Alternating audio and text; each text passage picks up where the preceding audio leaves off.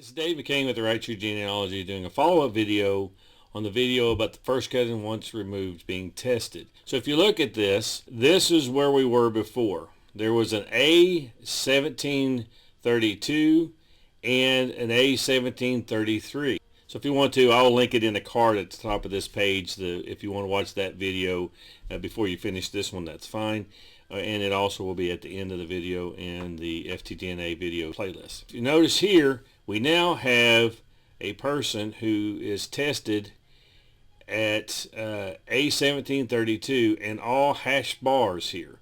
So this is the tester who wanted to do this test's first cousin. Has no private variance is what this means.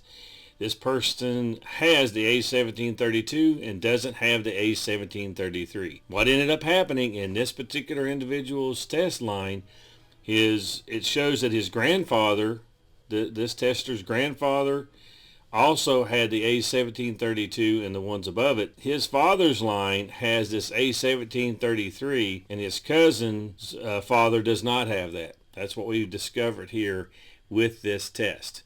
Very significant information for this tester. Also, I want to make a note here. There's a lot of times questions of people out there. They say, hey, look at all these. Some of them have question marks. Well, in this particular test taker's situation, he also had a few other family members, close family members, that he only did SNP testing with. He tested two more people just on SNP A1732 and A1733.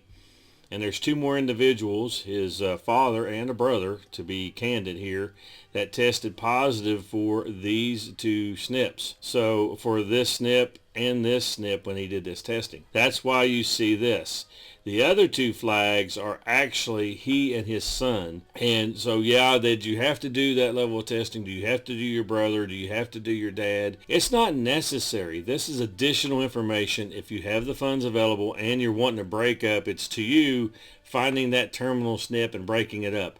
This is an individual personal choice. And this is what happened. This person had a personal choice, and they chose to break this up. More importantly, guess what else happened? So now we go to this test taker's home page, and we go to the Discover Haplo group reports.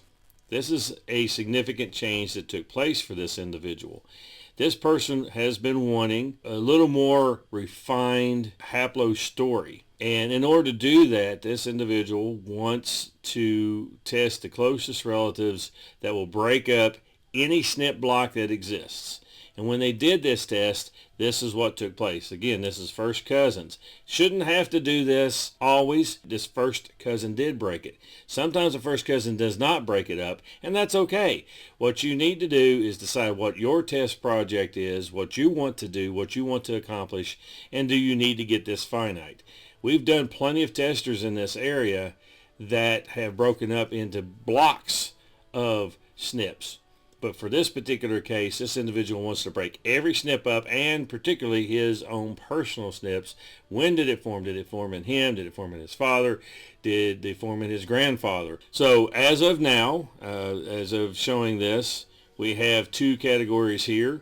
We have the A1732, and when we look at this scientific detail, we're going to back up to this one and say scientific detail on this one.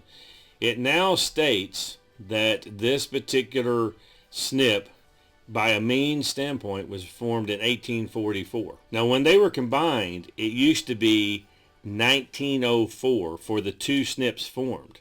Well, so let's see what the A1733 now says. So we go back to the story, downstream, and we go to the scientific details. 1916. So before, the two of them together in their block, the mean was 1904.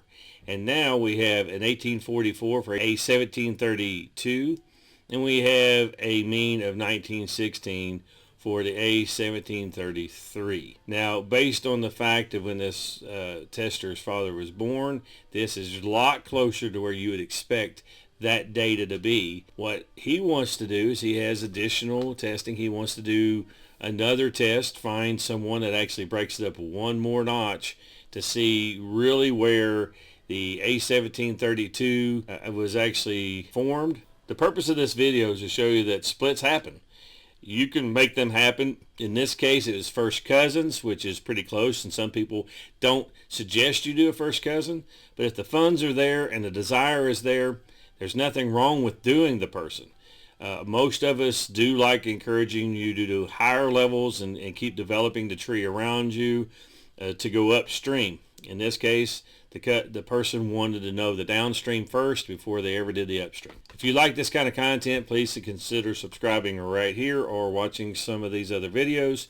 Let's continue learning together.